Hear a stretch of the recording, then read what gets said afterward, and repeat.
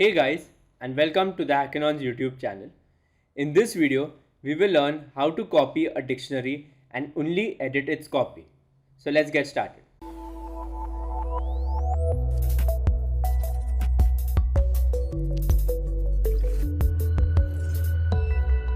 First, let me illustrate a common mistake programmers do while working with dictionary.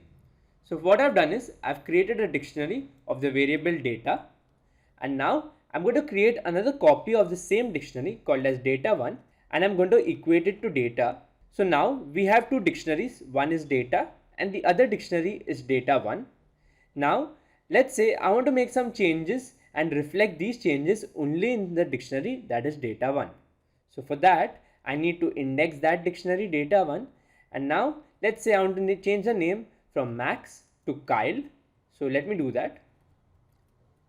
So now my expectation would be that both the dictionaries have different names. So now let's print and check whether that works out to work. So first thing, let me print data. Then after that, let me print data1.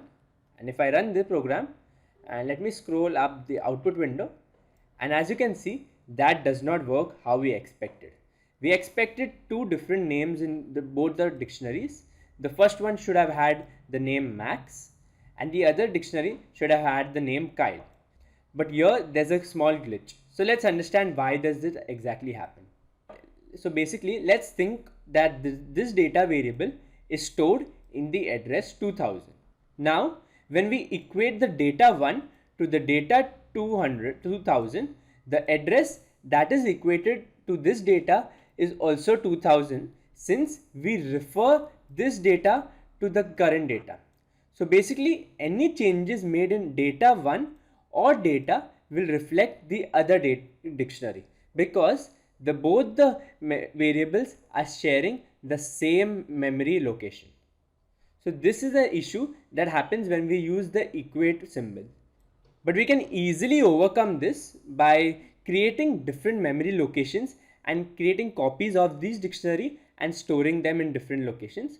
Hence, each of the data will have its independent dictionaries and they will not interfere with each other. And that can be done using the .copy function. That is the .copy function present inside the library class. So let's see how to do that. So now let me update this line of code on the line 5 and say data1 is equal to data.copy, and now everything should work perfectly. So let me run this, and as you can see, now we obtain our desired dictionaries, one having the name Max and the other having the name Kyle. As a beginner, you would notably do this mistake of just equating one data variable with the other when we are working in the dictionary, but that does not work in Python.